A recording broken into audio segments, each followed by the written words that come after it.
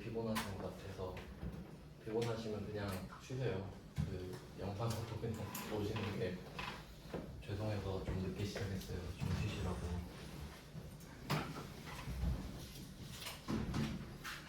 아무래도 일요일 아침이 제일 힘들죠. 저도 지금 눈 뜨고 자고 있어요.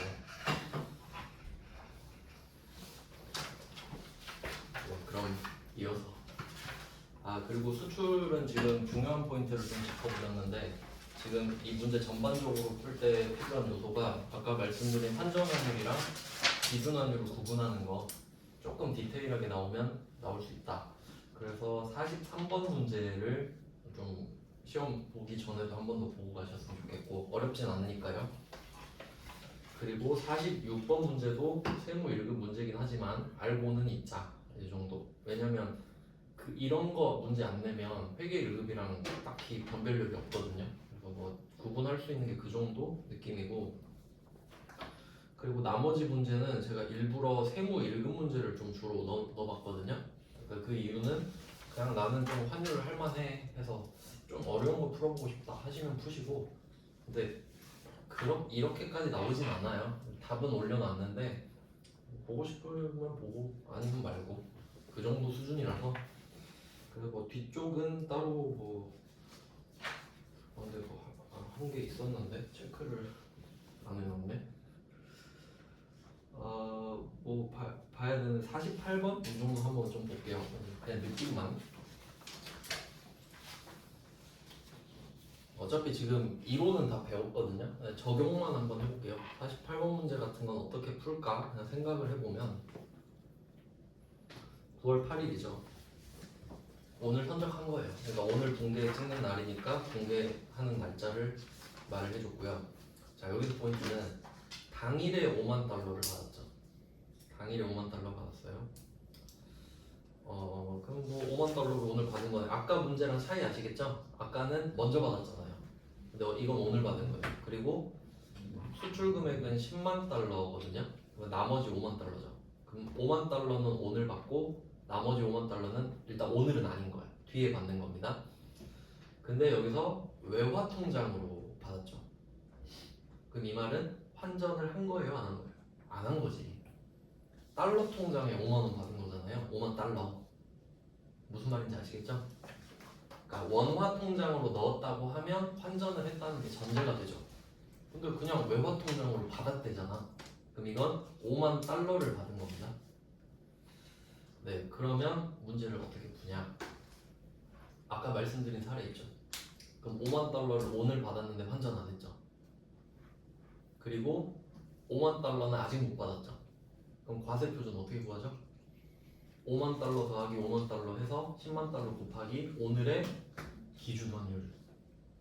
끝이죠? 그렇게 구하는 거. 그러니까 이런 건 쉬운 문제지.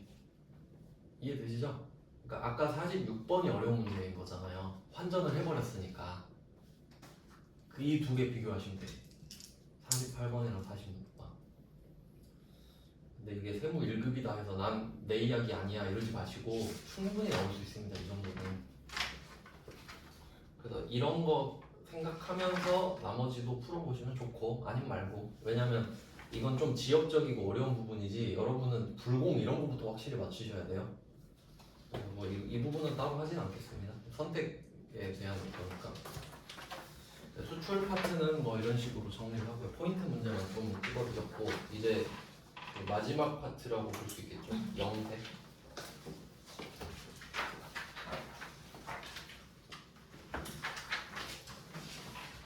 12번 영세 이렇게 하면 10% 0%가 됩니다. 이렇게 정리가 되겠죠. 그래서 매출 쪽에서는 요 10% 4개, 0% 2개 이게 주를 이루겠네요. 영세 키워드 다 아시죠? 요거는 너무나 확실한 거여서 영세율 세금 계산서 발급하잖아요. 영세율 세금 계산서. 요거 앞에서 설명은 해드렸는데 한 번 더 간단하게 설명드릴게요. 이 16 수출과 12 영세 차이. 그러니까 이 두 개는 둘 다 영세율이죠? 이름만 그냥 다른 거예요. 둘 다 영세율로 맞아요. 그럼 지금 이 두 개는 우리가 수출국일 때 해당되는 사항인데, 수출국 반대 수입국 뭐 이런 그림이 있다고 했을 때 A, B 이런 느낌이라고 보면, 지금 우리가 수출국이에요, 대한민국. 여기서 B 있죠, B. 얘가 직수출, 얘가 해외로 물건을 던지는 애니까 16번 수출이에요.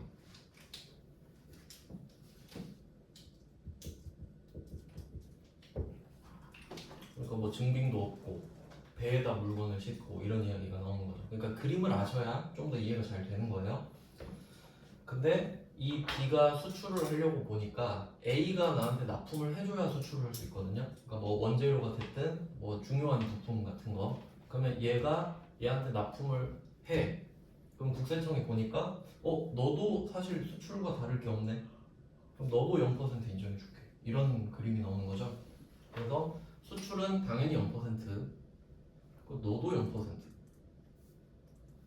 그러니까 이걸 약간 간접 수출 또는 수출 지원 정도로 표현할 수 있겠죠. 그래서 여기가 12번 영세 이 정도가 되겠네.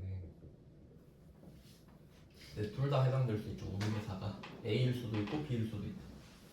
그럼 이때 증빙을 한번 보시면, 수출은 해외에다 보내는 거니까 우리 증빙 필요 없어요. 어차피 받으면 찢어 버릴 거거든. 그러니까 아예 안 보내버려. 필요 없다 그러니까. 근데 얘는 어때요? A랑 B랑 둘 다 대한민국이죠. 그럼 0%만 적용받는 거지 증빙을 안 줄 이유가 없잖아. 그러면 세금 계산서를 줘야겠죠. 그러니까 영세율 세금 계산서 이렇게 되는 거죠. 그래서 이렇게 구분을 하셔야 돼요. 우리가 직수출을 하느냐, 간접수출, 수출 지원을 하느냐. 그래서 영세율 세금 계산서가 반드시 나오고요. 이제 보조적인 서류라고 해야 되나? 그러니까 같이 나오는 거 있죠? 같이 나오는 거. 그러니까 사실 답만 찾으실 때는 영세율 세금 계산서 발급했다 하면 끝이죠, 사실. 근데 그냥 같이 나오는 거 아시죠? 내국 신용장 이런 거 보셨죠? 내국 신용장. 근데 답이랑 상관은 없다는 거. 영세율 세금 계산서에서 답은 이미 결정이 됐으니까. 뭐 영어로 하면 로컬 LC라고 나오고요. 그리고 뭐 똑같은 건 아니지만 비슷한 성격으로서 구매 확인서까지 같이 나올 수 있었죠. 이렇게 정리가 돼요. 그러니까 영세는 거의 주는 문제죠. 보너스 문제. 네, 뭐 키워드 정리는 이렇게 해봤습니다. 매출 쪽은 6개가 줄을 이룬다. 이런 거 한눈에 딱 보시는 게 좋죠. 그럼 어떻게 문제가 나오는가를 보겠습니다. 쉽죠? 딱 봐도. 53번 이런 문제들은 키워드만 좀 표시할까요? 53번에 영세율 전자세금 계산서 발급했다. 뭐 끝이죠? 영세인 거예요. 네, 예친구 내국신용장도 같이 나오죠.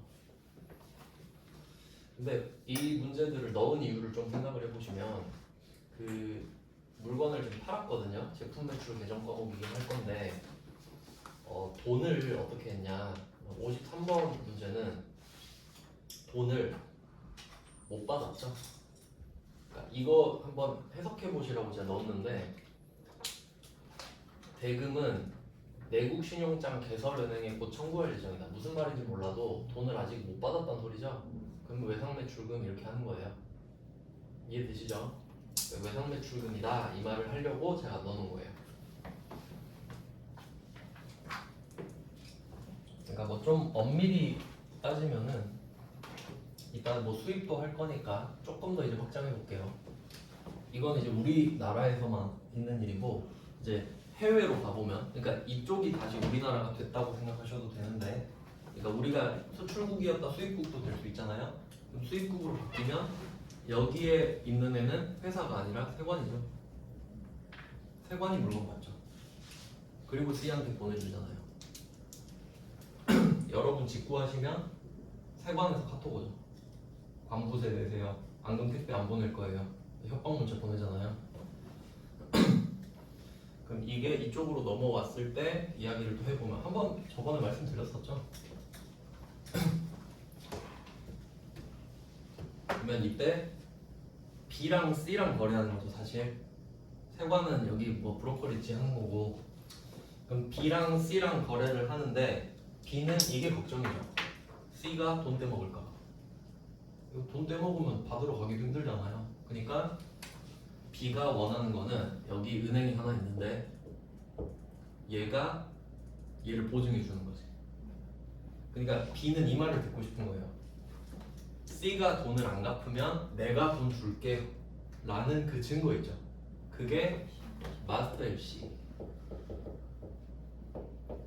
원신용장이라고 해요. 그러니까 시험엔 안 나오죠. 우리 시험엔 그냥 참고하시라고.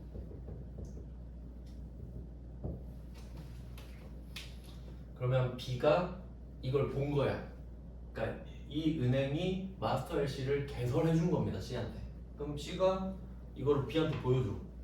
야, 내가 안 주면 얘가 준다고 확답을 받았다니까? 그럼 B는 그거 믿고 보내는 거죠. 그거 봤으니까 직수출한 거예요, 이제. 자, 뭐 여기까지는 그러니까 안 나오는 거예요, 문제에서. 그럼 그게 됐으니까 수출하는 거거든요. 근데 이제 A랑 B 문제가 또 남은 거예요. 그럼 A가 B한테 납품을 해야 되죠. 그러면 보통 B가 대기업이니까 수출하는 회사가 A가 좀 규모가 더 작을 수 있거든요. 그럼 이제 A는 B한테 납품하면서 그 걱정해. 얘가 돈 떼먹을까? 그럴 수 있죠. 그러면 B는 이 마스터 LC를 받죠 지금.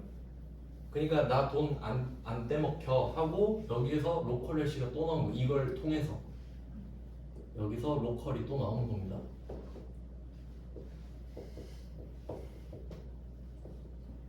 그럼 여기서 은행이 또 나오는 거거든요. 그러니까 이 로컬 LC는 B가 마스터 LC를 보고 그걸 통해서 로컬 LC를 또 받은 거예요. 그럼 돈 안 떼먹힌다는 소리잖아. 그럼 A는 그거 보고 주는 거예요. 그러니까 로컬 LC가 나와. 그냥 그림상으로는 그래요. 그렇구나 하시면 돼요. 아, 나 돈 안 떼먹히는구나. 그러니까 문제에서 뭐라고 말해요? 내국 신용장 개설 은행 있죠. 얘한테 요청한대. 그럼 얘가 갚고 얘가 다시 주나 보지. 알겠죠? 우리는 누구한테 받든지 상관없죠. 돈만 받으면 되잖아. 그러니까 받아야 되는데 아직 못 받았다. 외상 매출. 그런 느낌이고. 54번도 한번 볼게요. 똑같아요. 54번. 아, 그리고 디테일 알려드릴게요. 이 금액 뒤에 원래 막 부가가치세 포함, 부가가치세 뭐 별도 이런 말 많이 보셨죠? 근데 여기에 있어요? 없죠? 왜? 부가세 없으니까. 그러니까 이게 어떤 힌트가 되냐면요. 영세는 여러분이 잘 찾잖아요. 영세 모르지 않죠? 선적했다. 영세율 세금 계산서 발급했다. 그럼 바로 찾잖아요. 나중에 면세 찾으실 때. 면세 찾으실 때 숫자 뒤에 아무 말 없다? 그럼 면세를 의심해봐. 이게 중요한 팁이에요. 지금은 안 헷갈리지. 영세율인 걸 아니까. 네, 그럼 54번 보시면 1000만원 납품했어요. 미지급 상태다. 외상 매출금이죠. 똑같잖아요. 53이랑 54. 근데 막 멘붕 오지 말라고 그냥 외상 매출금이구나 2번 찍고 넘어가면 되죠. 엄청 쉽죠. 보너스 문제죠. 이거 붕괴 찍을 때 10초도 안 걸려요. 네, 그 다음 55번 뭐 구매 확인서고요. 계약금 뭐 아시죠? 계약금 선수금 회계 처리하시면 되고 그냥 넣었어요. 형식적으로. 그러니까 이게 영세율은 딱히 낼 게 없으니까 56번 정도를 조심하시면 돼요. 56번 표시해 놓고 이것만 여러분 잘 푸시면 되거든요. 이건 한번 분배해 볼게요.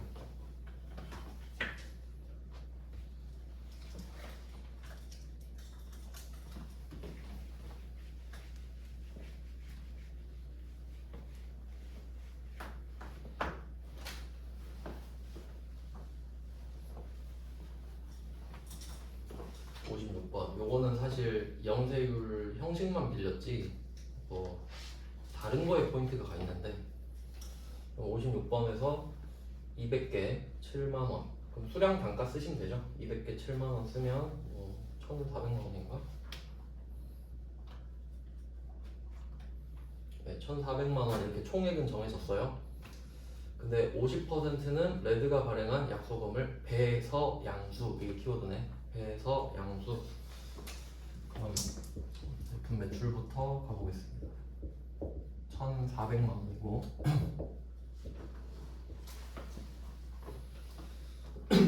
이제 부가가치세가 없으니까 계산은 좀 깔끔해요. 여기서 50%면 700만원이겠죠.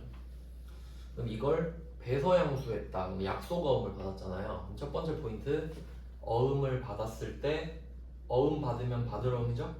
무조건 제품 매출이니까 어음 받으면 받을 어음이죠? 많이 틀립니다. 이거 어제였나? 유형자산 처분할 때 기계장치 팔고 어음 받았다? 미수금 많이 틀려요. 그러니까 이 문제가 제품 매출하고 어음을 받았으니까 받을 어음이죠. 근데 이거 아까처럼 기계장치 팔았을 수도 있잖아. 맞죠? 그럼 받을 어음이에요? 미수금이지. 일단 그것만 해도 많이 틀려요. 그래서 이유를 잘 적으셔야 돼. 이유. 받을 어음을 쓰는데 이유가 뭐냐? 제품 매출이라서. 이렇게 원인과 결과 확실히 아셔야 돼요.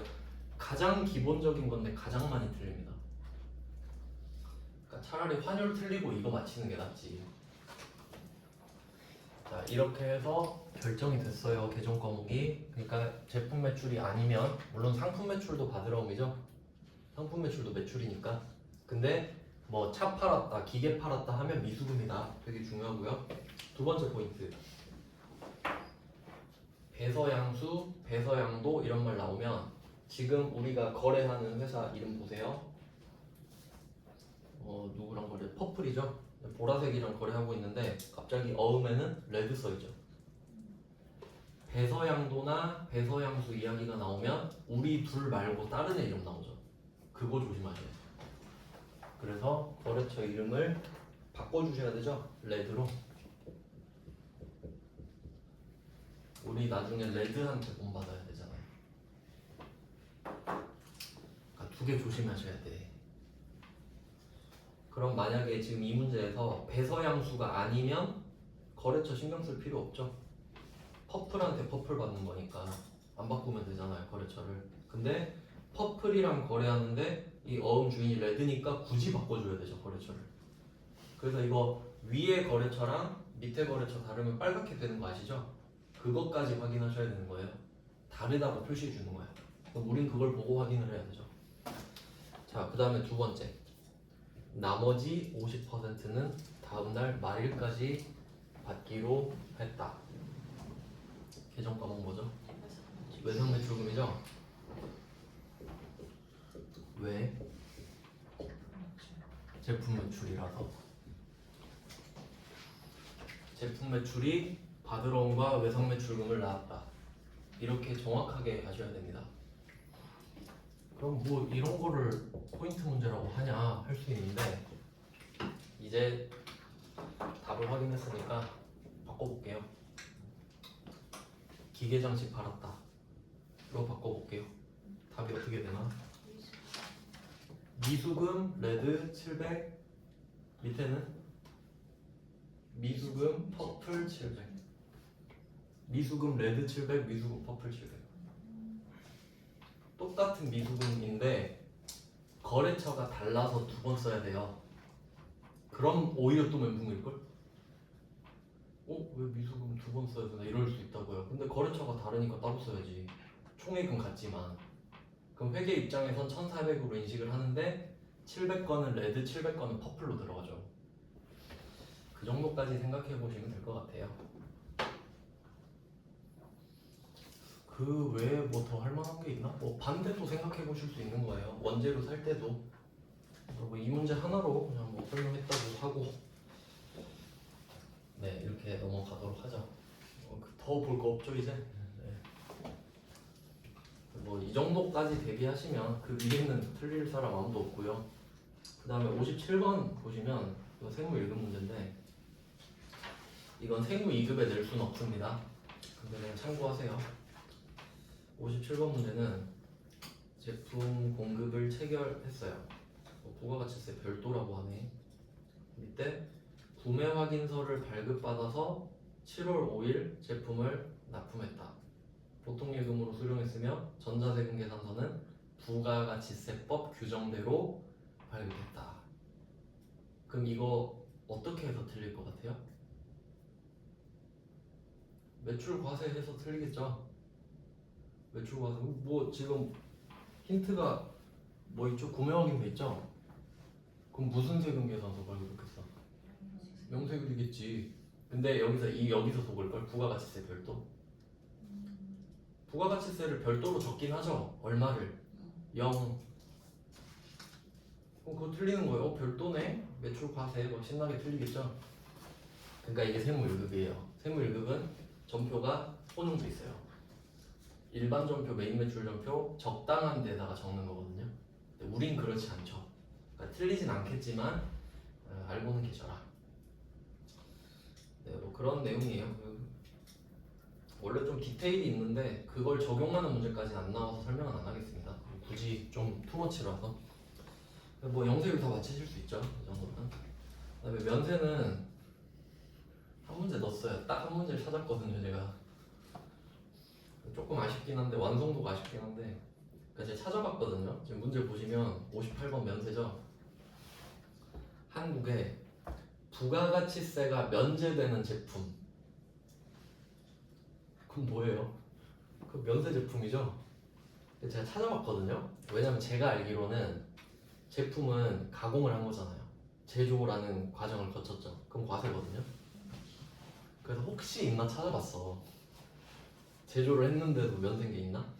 아, 못 찾겠는 거예요. 제가 못 찾는 건지 모르겠는데 그래서 저는 아쉬운 마음이 이게 들었어요. 차라리 부가가치세가 면제되는 상품이라 그러지. 그건 가능하죠. 왜냐면 여러분이 쌀을 수입해다가 일본에서 수입해서 팔 수도 있잖아요. 그럼 면세가 되는 상품이 맞죠. 근데 뭐 우리는 시키는 대로 하면 되죠. 그럼 여기서 포인트는 뭐겠어요? 전자 계산서죠. 계산서에 표시하세요. 계산서. 전자는 표시하지 마시고 계산서만. 그럼 이거 면세죠. 계산서로 끝난 거죠. 그러니까 부가가치세가 면제되는 제품이란 말이 없어도 면세입니다. 이 문제는 계산서 때문에 그냥 한번 넣어봤어요. 아무도 안 틀리시겠죠? 이러면 한 개 더 있다. 판매 대금은 뭘로 받았어요? 안 받았어요. 오늘 8월 2일이에요.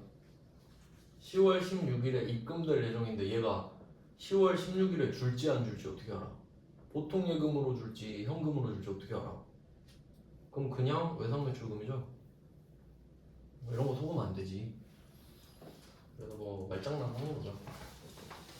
네, 뭐 이런 느낌이에요. 매출은 조금 간단한 편입니다. 그래도 뭐 포인트가 되는 문제들 위주로 좀 봤고요. 이제 매입으로 넘어가야죠.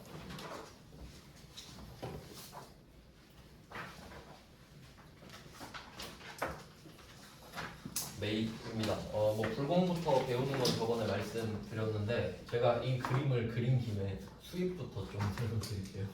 재활용 차원에서.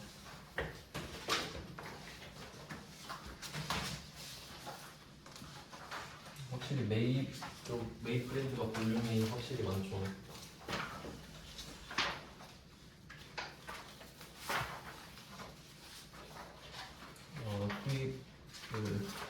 수입이 11페이지예요. 11페이지.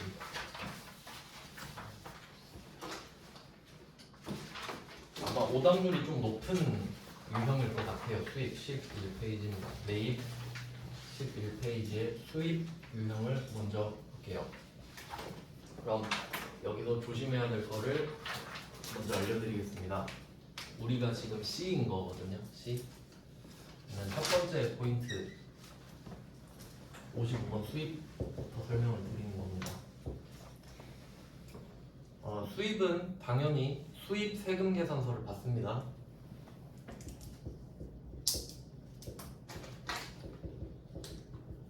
물건을 사는 거니까 받는 거죠. 주는 게 아니라. 그럼 첫 번째 포인트는 거래처 누구죠? 세관장. 수입 유형은 거래처가 세관장일 수밖에 없습니다. 다른 거래처는 다 오답이래요. 거래처가 세관장이다. 그러니까 세관장인데 정확히는 땡땡 세관 이렇게 나오죠. 그 세관의 대표가 세관장이니까 세관으로 나와요. 법인으로 나오는 거니까. 거래처 세관이라 적어야겠네. 정확히는 그럼 땡땡 세관. 그 다음에 두 번째, 분개할 때 부가가치세만 분개하죠. 부가가치세만 분개한다.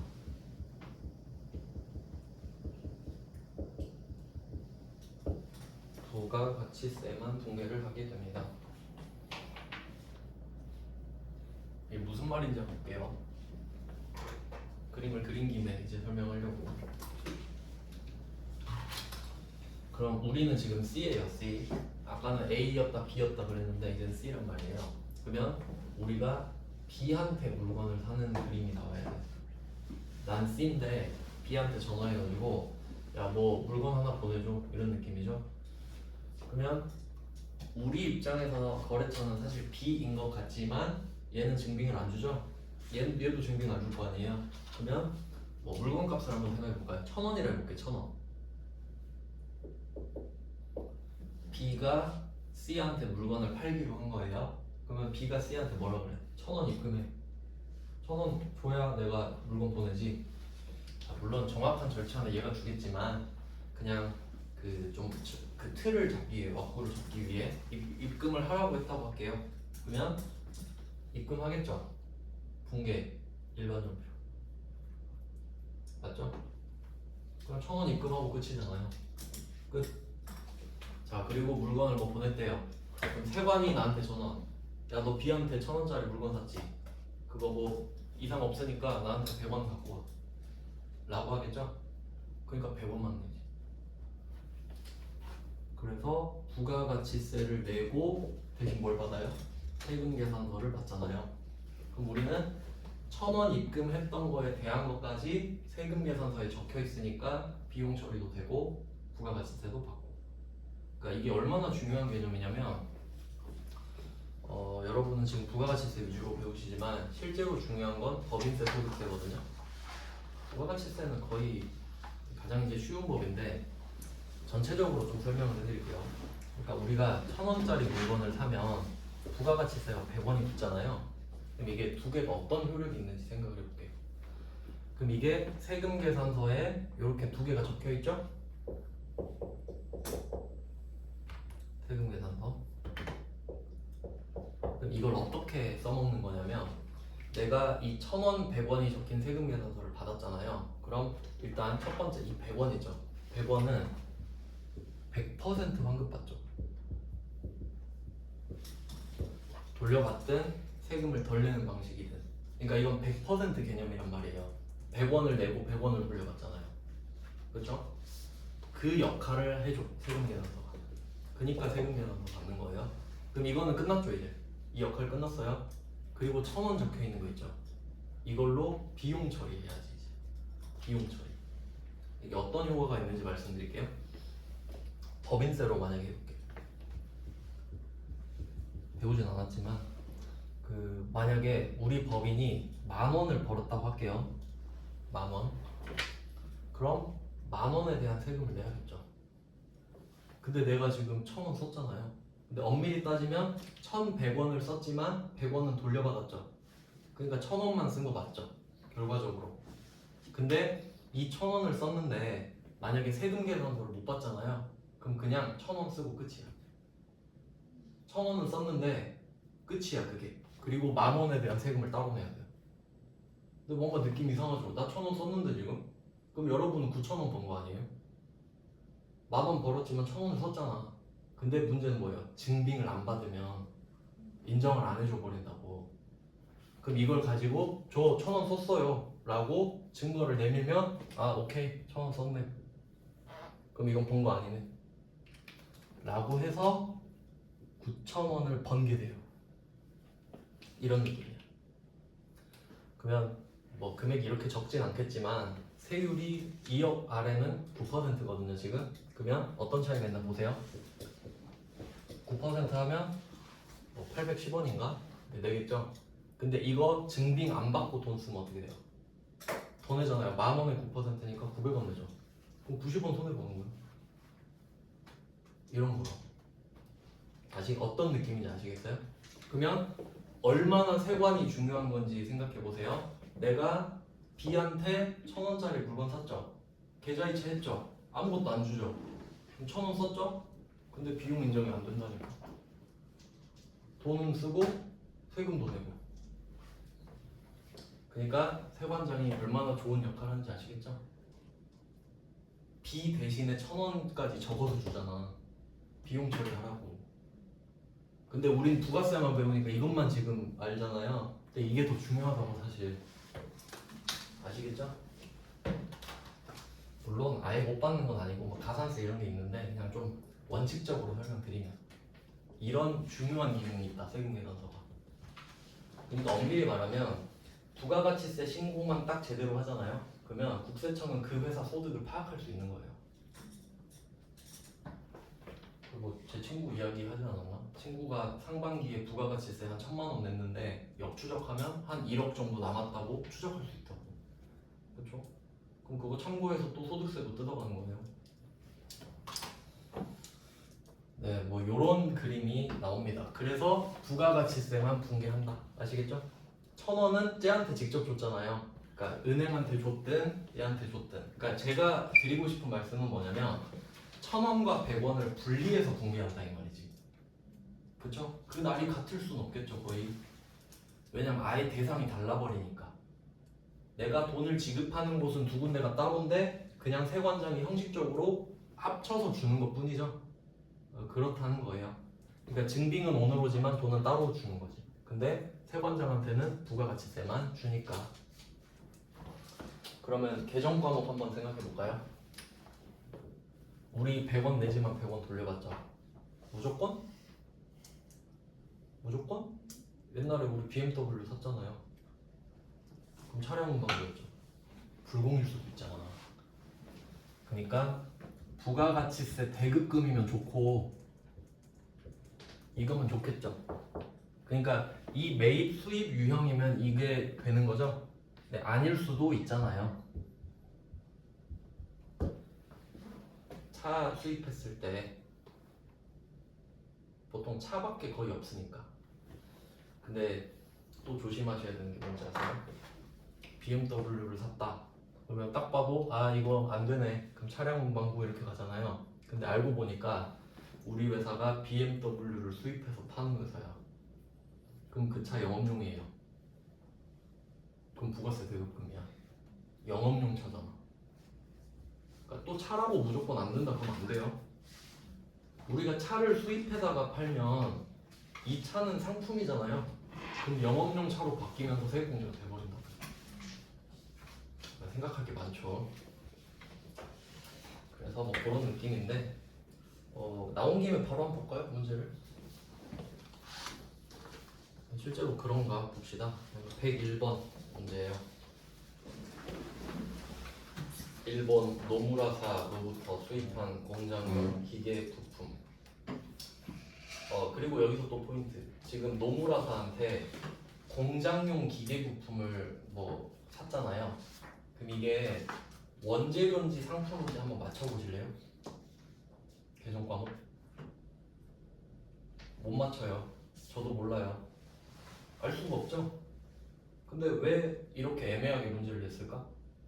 알 필요가 없으니까. 왜? 부가가치세만 공개하잖아요. 맞죠? 그리고 세액공제 받을 수 있죠? 불공사유 아니잖아. 그럼 답이 부가세 대급금이죠. 그러니까 안 알려준 거예요. 야, 네가 여기서 알 필요가 뭐 있냐? 이런 느낌이지. 이해되시나요? 그래서 그런 거야. 안 알려준 거야. 안 나오니까 계정 과목이. 그러니까 이미 했겠죠. 그 회계 처리는. 아니면 나중에 따로 하거나. 그럼 답 찾아볼까요? 거래처? 노무라사예요? 양산세관이지. 노무라사 X치고 양산세관 동그라미. 근데 이게 왜 틀리는지 아세요? 노무라사 검색하면 나오죠. 그러니까 틀려. 회계 1급에서는 어떻게 되냐면 일본에 있는 회사로부터 이렇게 해요. 그럼 틀릴 수가 없지. 검색을 못하니까. 근데 이거 계속 말해도 틀립니다. 조심하세요. 수입은 세관. 그럼 전자세금계산서를 받았다. 수입이죠. 수입. 그 수입 세금계산서예요. 그러면 분계 어떻게 되겠어요?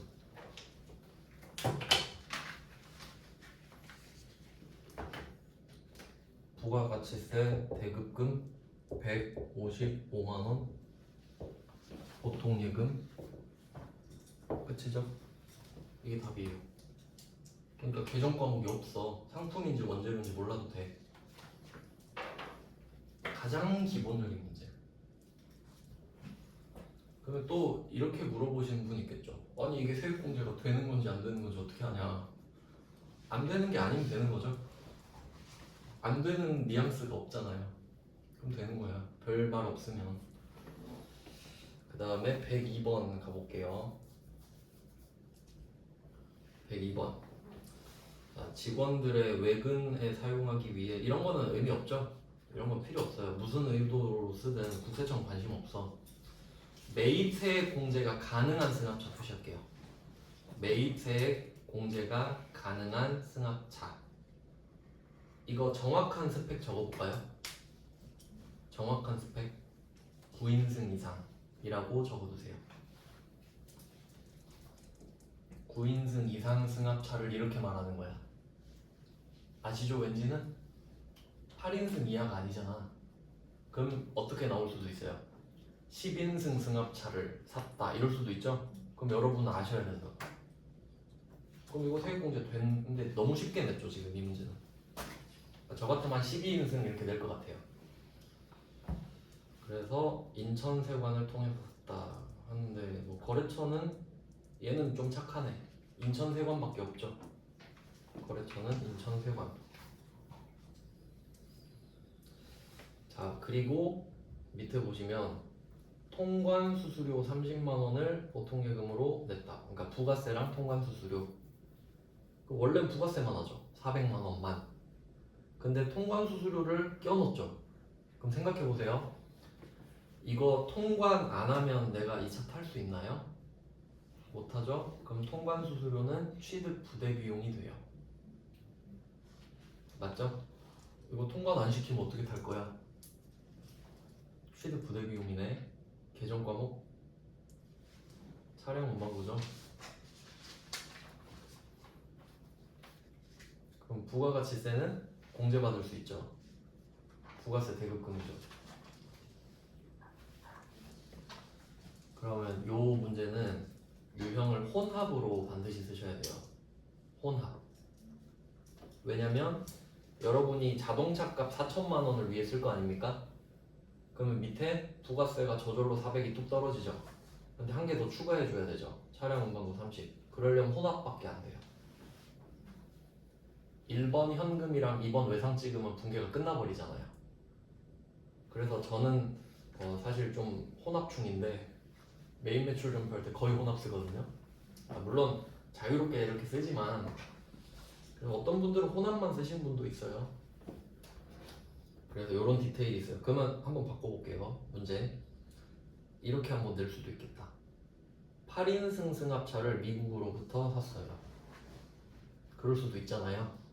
그럼 이름만 승합차지 부가가치세법상 승합차 아니죠? 그러면 이 400만 원은 세액공제 받아요? 못 받아요? 못 받죠? 그러면 위에 4천만 원을 찍고 밑으로 400이 떨어지죠? 그 계정 과목을 차량 운반부로 바꾸고 430으로 또 바꿔야 돼. 이유가 다르죠? 30은 취득 부대 비용이니까 그렇고 400은 부가가치세 불공제가 되니까 차량이 되는 거고. 그런 것까지 생각을 하셔야 돼요. 수입으로 장난칠 거 엄청 많습니다. 그러면 이 문제를 보면서 여러분은 영감을 받으셔야 돼요. 어떻게 받을 수 있냐? 화물차를 수입했다. 그럼 답 똑같죠, 이 문제랑. 화물차도 세액공제 되잖아요. 경차를 수입했다. 똑같죠? 경차 세액공제 되죠? 100이랑 뭐 998 이런 거. 그러니까 지금 이 102번 문제를 통해서 3개 보셔야 된다고.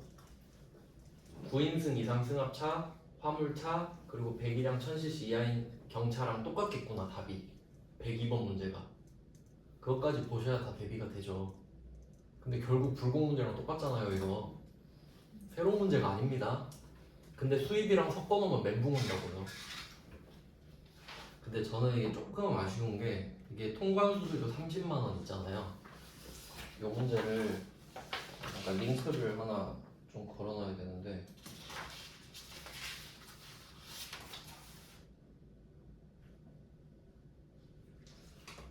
이게 찾을 수 있나? 지금 바로 말씀드리면 좋은데.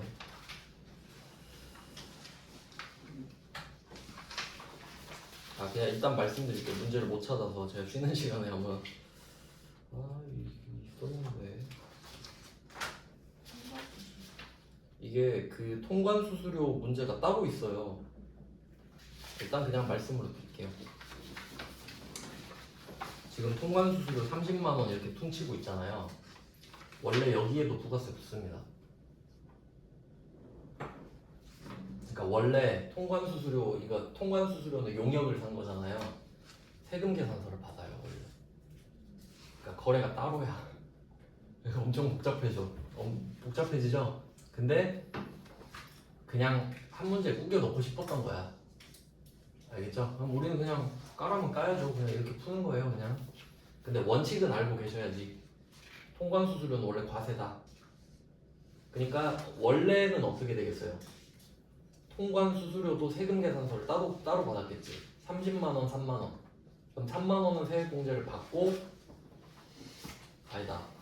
맞죠? 이 문제는 세액공제를 받고 30만 원은 차량 운반부가 되는 건, 그 부가세, 차량 운반부가 되는 거죠. 있어요?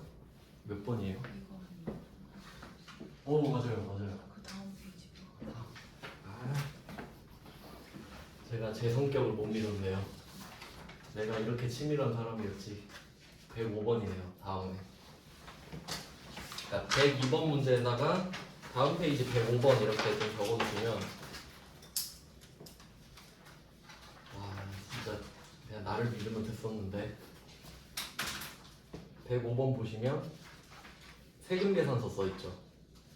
근데 보시면 통관수수료 적혀있잖아요. 원래는 이렇게 해야 되지. 근데 한 문제 붕괴 2개 하라고 하면 안 되니까 그냥 밀어 넣은 겁니다, 문제를. 근데 이 통관수수료도 이게 어떻게 회계 처리할지 생각해 보시면, 이게 취득 부대 비용이 되잖아요. 그러면 이게 그 차의 성분에 따라 바뀌어버리죠. 또 계정 과목이 세액공제 여부도. 맞죠? 그러니까 어떻게 될지 한번 생각해 보시면, 아까 그 33만 원 있잖아요. 한번 정리해 볼까? 이것까지 하고 좀 쉴게요. 어떻게 될지 한번 생각해 보겠습니다. 그러면 지금 부가가치세가, 그러니까 매입세비로 쓸게요. 붕괴 말고 일단 금액으로만.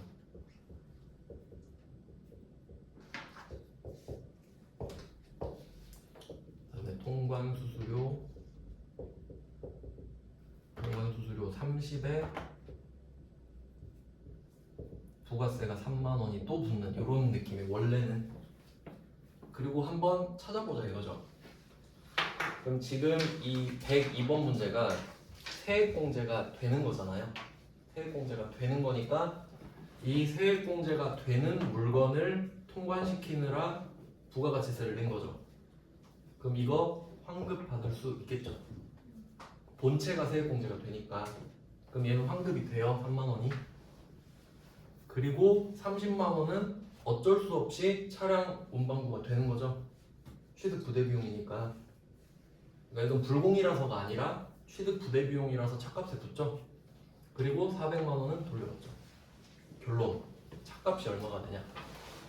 4천만 원 더하기 30만 원이 차값이 되겠네요. 왜냐면 차에 붙은 400만 원이랑 차를 통관시킬 때 낸 부가가치세를 돌려받으니까 차값은 4,030이 되겠죠. 그럼 만약에 이 차가 BMW 7 시리즈다 이런 거 사면 이 매입세액은 차량 문방구가 돼버리죠. 세액공제를 못 받으니까. 그럼 통관수수료 이 3만 원은 어때요? 될 리가 없지. 본체가 안 되는데. 그럼 얘도 차량 문방구죠. 그럼 얘는 원래 차량 문방구죠. 그럼 차값이 다 합쳐야 돼. 4,433만 원. 맞죠? 그러면 유형을 따져볼까? 둘 다 불공이죠. 유형이 차도 불공, 밑에 통관수수료도 불공. 국내, 그러니까 얘는 수입 불공, 얘는 국내 불공 이런 느낌이잖아요. 근데 불공은 불공이지. 그러니까 그렇게 되면 엄청 헷갈리겠죠. 그러니까 그렇게 될까봐 102번으로 퉁친 거 아니에요, 그냥. 서로 좋은 거 아니냐 하면서 뭉개버렸죠, 그냥 부가세 없이. 우린 그냥 쓰면 되죠, 뭐. 그런 느낌이고요. 밑에 그냥 싹 다 보면 되겠네요. 애매하게 끊는 것보다. 자, 103번 보시면 좀 약간 이거 장난친 것 같은데 저는 이거 보고 웃었거든요. 독일의 포드사 보고. 포드는 미국 자동차 회사죠. 뭐 상관은 없는데. 자, 여기서 포인트는 뭘까요? 상품만 표시하세요. 상품. 그러니까 좀 저같이 차 좋아하는 사람은 이거 보고 웃었을 거 아니에요. 그리고 상품 보면서 무슨 생각했겠어요? 차 샀구나. 그렇죠. 어쨌든 포드 사니까 차 샀겠다 이 생각할 거 아닙니까? 근데 그게 상관이 있나요? 상관없이 상품이 제일 세잖아요. 그래서 상품에다가 이렇게 써두신대요. 영업용 차량. 차인지 아닌지 모르지만 차여도 영업용 차량이 되죠. 그럼 세액공제를 받는 거야. 그러니까 102번이랑 103번이랑 사실 답은 똑같이. 맞죠? 근데 조금 디테일의 차이가 있다면 원래는 이렇게 하거든요. 103번 문제 보시면 세관은 일단 아시겠죠? 세관. 그리고 부가세 400, 관세 800 있잖아요. 느낌 똑같죠? 일단 관세 800이 상품이 돼야 된다는 건 아시겠죠? 상품이니까. 근데 미착품 계정으로 회계 처리한다 이렇게 돼 있잖아요. 그러니까 이게 어떤 느낌이냐면 지금처럼 여러분이 물건을 수입한다고 해볼게요. 근데 여러분이 그러니까 차를 떼다가 파는 거야. 차를 떼다가. 그러면 이런 느낌이잖아요. 여러분 창고가 있고 창고에 차 있겠죠. 그리고 수입 중인 차 있겠죠. 상황 이해되시죠? 그러니까 이미 수입이 완료돼서 내 창고에 넣어놓은 차들이 있을 거 아니에요. 창고에 줄 세워놓은 차들이 있고 오고 있는 차들도 있겠죠. 근데 내가 이거 재고 관리할 때 얘 둘이 계정 과목 똑같으면 어떻게 되겠어요? 복잡하겠죠. 그러니까 내 눈에 보이는 애들만 상품이라고 부르기로 했어요. 그래야 관리가 편하죠. 그럼 차 한 대 1,000만 원, 10대 있으면 1억 이렇게 쓰는 거예요. 상품. 근데 얘는 창고에 없죠. 근데 상품이 될 건데 상품으로 쓰면 헷갈릴 거 아니에요. 그러니까 아직 도착하지 않았다. 미착품 이렇게 쓰는 거예요. 그냥 뭐 이런 차원이에요. 알겠죠? 그러니까 이거 설명드리는 이유는 아니 상품이라 해놓고 웬 미착품? 이럴 수 있잖아요. 어차피 똑같은 거고 그럼 회계 처리 나중에 어떻게 되겠어요? 미착품이 도착하면 미착품을 상품으로 대체시키겠지. 대체 공개만 하면 되죠. 그래서 계정 과목을 미착품을 쓰라고 한 거고요. 그럼 한번 생각해 보세요. 400만 원은 세액공제 받죠. 그럼 부가세 대급금이고 관세 800은 이건 관세는 환급받는 거 아니에요. 물론 나중에 받는 방법도 있는데 참고로 말씀드리면 이 관세를 환급받으려면 여러분이 차 수입했잖아요. 그대로 수출하면 환급해줘요.